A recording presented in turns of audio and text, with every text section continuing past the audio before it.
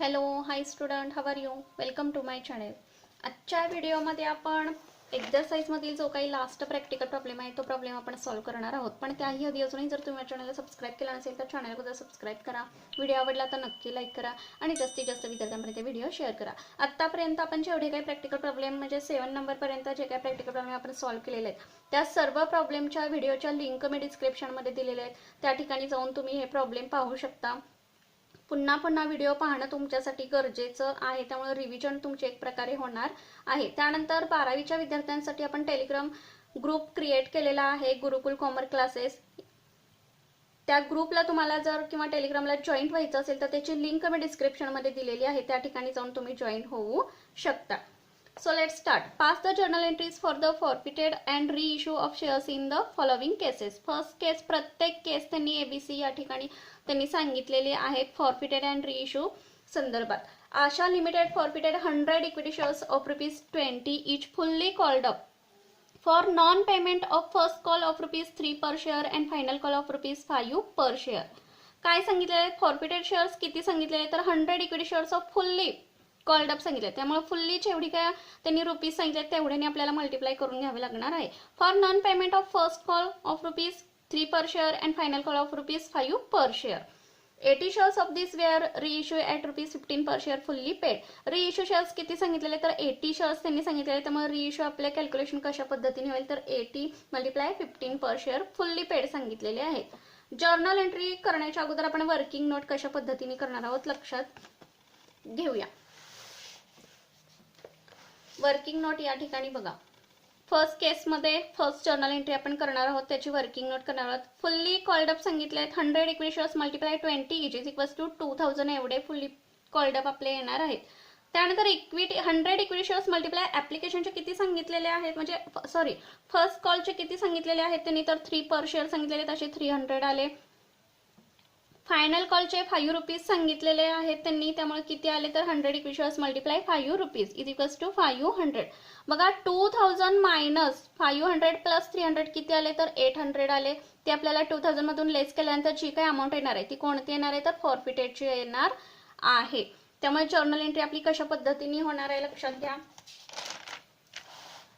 Equity share capital account debit 2000, 2 equity share first call account 300 calculation आपण केलेलं आहे working नोटमध्ये. 2 इक्विटी शेअर फायनल कॉल 500 आणि राहिलेली जी काही अमाऊंट आहे 2000 मधून ह्या दोन्ही अमाऊंट लेस केल्यानंतर जी काही राहणार आहे ती काय असणार आहे फॉरफिटेड असणार आहे. 2 equity share forfeited account. Narration being forfeiture of 100 equity share of ₹20 each for non payment of call amount या पद्धतीने येणार आहे. सेकंड जर्नल एंट्री करायचं तर त्याचं कॅल्क्युलेशन रिइश्यू किती सांगितलेलं आहे कंपनीने तर 80 सांगितलेले आहेत, त्यामुळे 80 equity share multiply 20 each 20 each या ठिकाणी फुल्ली कॉल्ड अप सांगितलेले होते, त्यामुळे 80 equity shares multiply 20 each is equals to किती आले 1600 एवढे आले. त्यानंतर ऍक्च्युअली रिइश्यू किती सांगितलेत कंपनीने तर 80 इक्विटी शेअर्स मल्टिप्लाय 15 म्हणजे रिसीव किती अमाऊंट होणार आहे बघा 1200. 1600 मायनस 1200 म्हणजे किती अमाऊंट राहिली तर 400 राहिली. ही काय असणार आहे तर आपली फॉरफिटेडची अमाऊंट असणार आहे. त्यामुळे फॉरफिटेड शेअर्स किती आलेले आहेत आपले तर 400 एवढे आलेले आहेत. सेकंड जर्नल एंट्री आपली या पद्धतीने करून घेणार आहोत आपण. Bank account debit 1200, 2 equity share capital account 1600 हे आपल्याला लेस करून घ्यायचे आहेत. किती राहिली अमाऊंट तर 400 हे फॉरफिटेडचे असणार आहे. त्यामुळे bank account debit equity share forfeited account debit 2 equity share capital account 1600. Narration कशा पद्धतीने येणार आहे being reissue of 80 shares at the rate ₹15 each. Third journal entry आपली एक केसेसमध्ये काय होणार आहे तर 100 इक्विटी शेअर्स असताना 1200 फॉरफिटेड झालेले आहेत. बघा या ठिकाणी आपण कॅल्क्युलेशन केलेलं आहे. मग 80 इक्विटी शेअर रिइश्यू केल्यानंतर किती आपले फॉरफिट मग किती अमाऊंट आपली येणार आहे ती अमाऊंट आपण काय करणार आहोत फॉरफिटेडची कॅपिटल रिझर्व्हला आपण ट्रान्सफर करू शकतो. 100 इक्विटी शेअर असताना 1200 फॉरफिटेड झालेले आहेत, त्यामुळे तिरकस गुणाकार आपण करून घेणार आहोत की 1200 multiply 80 divided by 100 is equals to 960. पण या 960 मधले फॉरफिटेड शेअर्स परत किती सांगितलेले आहेत तर 400 सांगितलेले आहेत, त्यामुळे तेवढे आपल्याला मायनस करून घ्यावे लागणार आहेत. 960 मायनस 400 इज इक्वल्स टू 560. एवढा आपल्याला काय करावं लागणार आहे, कॅपिटल रिझर्व्हला अमाऊंट ट्रान्सफर करून घ्यावी लागणार आहे. जर्नल एंट्री आपली या पद्धतीने होणार आहे. Equity shares forfeited account debit to capital reserve account credit 560. Being forfeited amount on 80 shares reissued transferred to capital reserve account. या पद्धतीने फर्स्ट केसेस मध्ये 3 जर्नल एंट्रीज आपल्या करून झालेल्या आहेत. सेकंड केस काय सांगितलेले आहे लक्षात घ्या. Bhakti limited forfeited 100 equity shares of ₹10 each. किती शेअर्स फॉरफिटेड सांगितलेले तर 100 इक्विटी शेअर्स ऑफ 10 इच. पण ₹6 कॉल्ड अप, त्यातील किती कॉल्ड अप सांगितलेले आहेत 10 इच मधले तर 6 कॉल्ड अप सांगितलेले आहेत. On which the share holder paid application and allotment of ₹5 per share. या 6 कॉल्ड अप मधील ऍप्लिकेशन अँड अलॉटमेंट किती सांगितलेलं आहे तर 5 पर शेअर सांगितलेला आहे. म्हणजे 5 पर शेअर हा दिलेला नसणार आहे. या 10 इच मधला 5 पर शेअर त्यांनी ऍप्लिकेशन अलॉटमेंट सांगितलेला आहे. म्हणजे 5 राहिलेला जो काही आहे तो कॉल इन एरियर्स असणार आहे. या 6 कॉल्ड अप सांगितलेल्या पैकी ₹1 हा काय असणार आहे पर शेअर दिलेला नसणार आहे. म्हणजे किती असणार आहे तो कॉल इन एरियर्स असणार आहे. ऑफ दिस 80 शेअर्स वेअर री इश्यू एज फुल्ली पेड सांगितले fully paid up for ₹16 per share आणि री इश्यू 80 शेअर सांगितले 16 पर शेअर प्रमाणे. कॅल्क्युलेशन आपण फर्स्ट केस सारखंच होणार आहे. फक्त या ठिकाणी फुल्ली पेड अप सांगितलेलं आहे आणि या ठिकाणी 10 इच मधील 6 कॉल्ड अप सांगितलेले आहेत.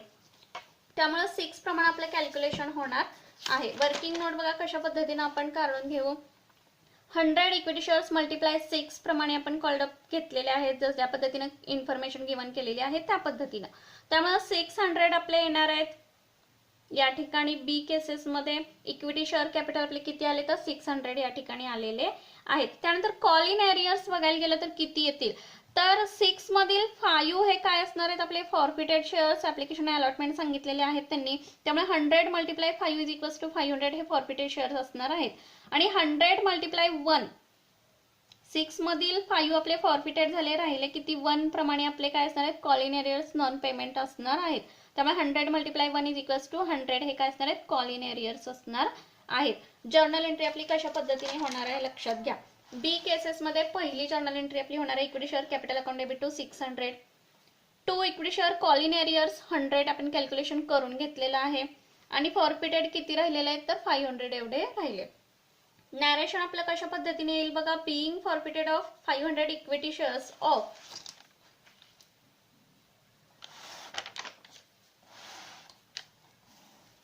$10 each for non payment of rupees call account. या पद्धतीने नॅरेशन आपलं येणार आहे. सेकंड एंट्री जर्नल एंट्री करायचं झालं तर ऍक्च्युअली कंपनीकडे किती मनी रिसीव्ह होणार आहे लक्षात घ्या शेअर कॅपिटलचा. तर 80 इक्विटी शेअर्स मल्टिप्लाय 16 रुपीज सांगितलेलं आहे त्यांनी. 1280 एवढा रिसीव्ह होणार आहे इक्विटी शेअर कॅपिटल. बघा इझी आहे कॅल्क्युलेशन. क्वेश्चन मध्ये ज्या पद्धतीने गिवन केलेलं आहे त्याच पद्धतीने आपण कॅल्क्युलेशन केलेलं आहे. Bank account debit 1280 to equity share capital account credit 1280. आता या ठिकाणी फर्स्ट केसेस प्रमाणे जर फॉरफिटेड त्यांनी सांगितले असते बघा या ठिकाणी bank account debit equity share forfeited आपण लिहिलेलं आहे.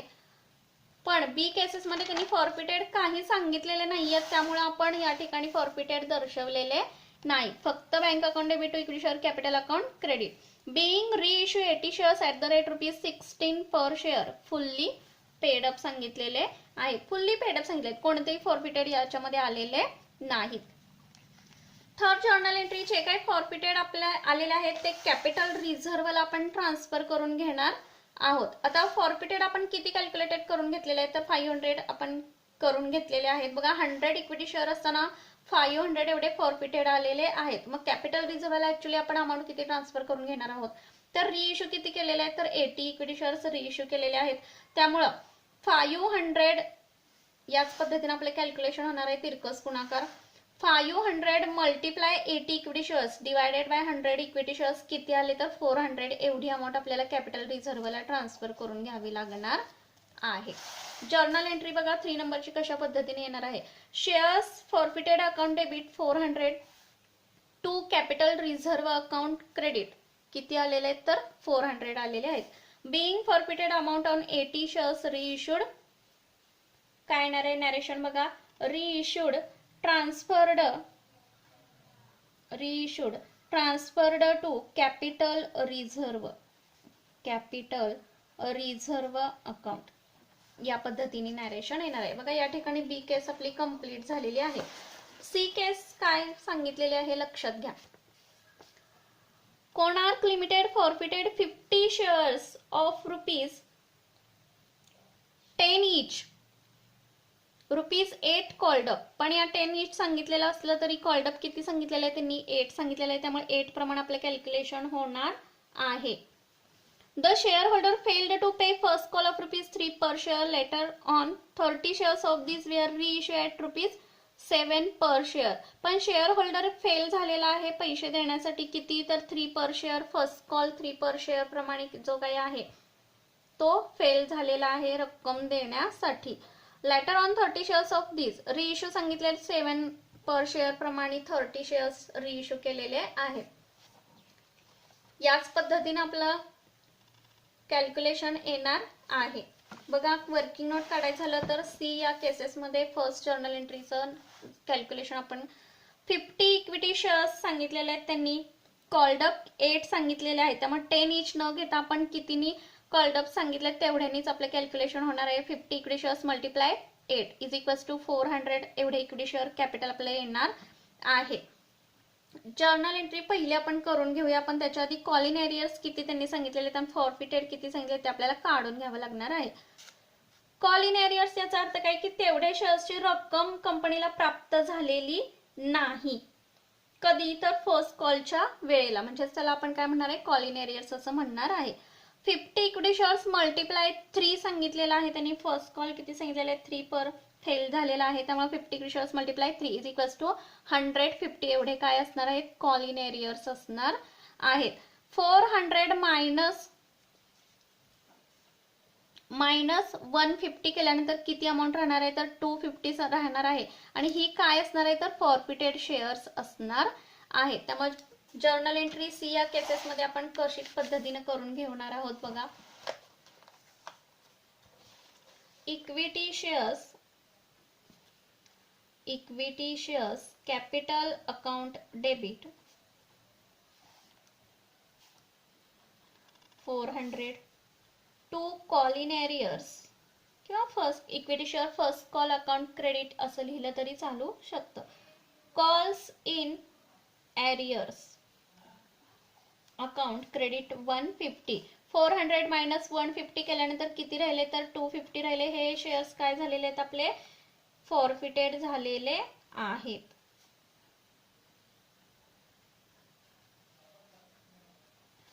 नॅरेशन कशा पद्धतीने येईल लक्षात घ्या. बिईंग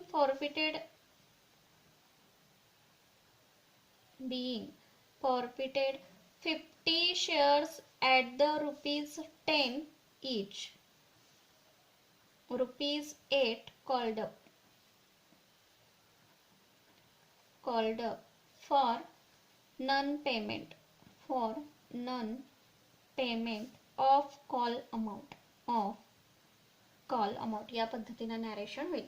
सी केसेस मध्ये सेकंड जर्नल एंट्री म्हणजे ऍक्च्युअली किती शेअर्सचे पैसे कंपनीला प्राप्त झालेले आहेत लक्षात घ्या. या ठिकाणी रिइश्यू किती सांगितलेले तर 30 शेअर्स सांगितलेले आहेत. किती प्रमाणे 7 पर प्रमाणे. त्यामुळे 30 इक्विटी शेअर्स मल्टिप्लाय 7 किती आले तर 210 आले, म्हणजे ₹210 एवढे रिसीव्ह होणार आहेत कंपनीला. पण कॉल्ड अप किती सांगितलेले आहेत त्यांनी तर 8 प्रमाणे सांगितलेले आहे. त्यामुळे 30 इक्विटी शेअर्स मल्टिप्लाय 8 किती यायला पाहिजे तर 240 यायला पाहिजेत. पण या 240 मधील 210 हे काय झालेले आहेत तर रिइश्यू झालेले आहेत, म्हणजे ₹210 रिसीव्ह होणार आहेत कंपनीला. मायनस 240 की जी कॉल्ड अप 8 प्रमाणे आपण कॅल्क्युलेशन केल्यानंतर 240 आले, मायनस केल्यानंतर किती आले तर ₹30चा बॅलन्स राहिलेला आहे. हा ₹30चा बॅलन्स काय असणार आहे तर फॉरफिटेड असणार आहे लक्षात घ्या या ठिकाणी. पण कॉलिन एरियर्स किती होता तर 150 कॉलिन एरियर्स होता. या 150 मधील 30 शेअर्स काय सांगितलेले आहेत तर फॉरफिटेड शेअर्स सांगितलेले आहेत.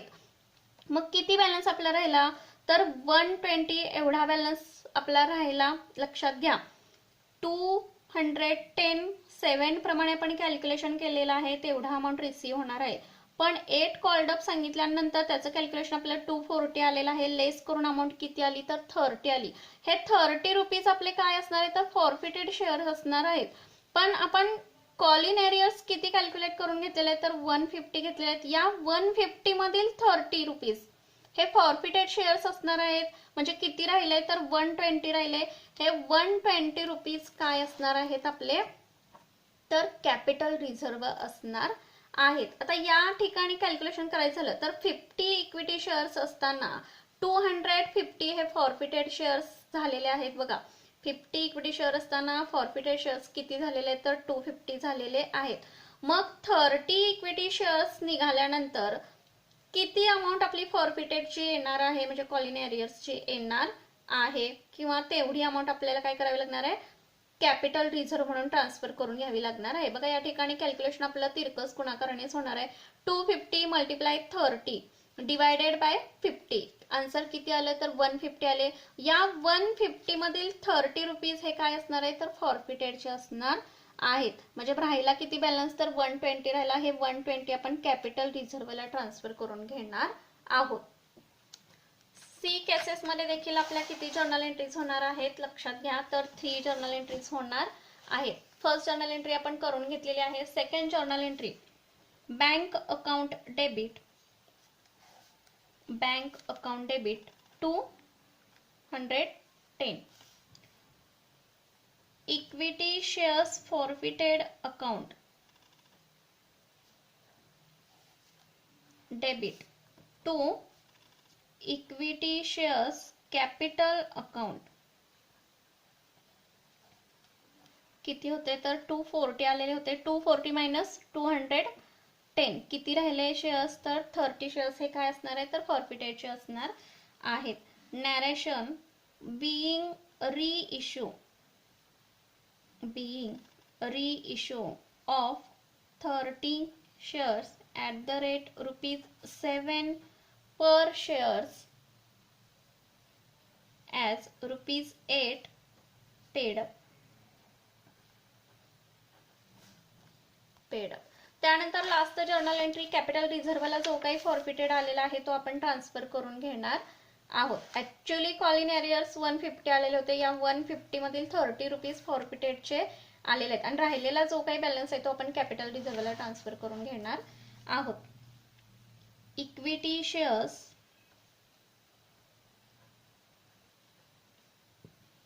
Forfeiture account debit 120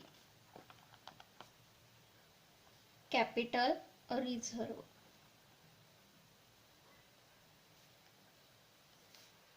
narration being forfeited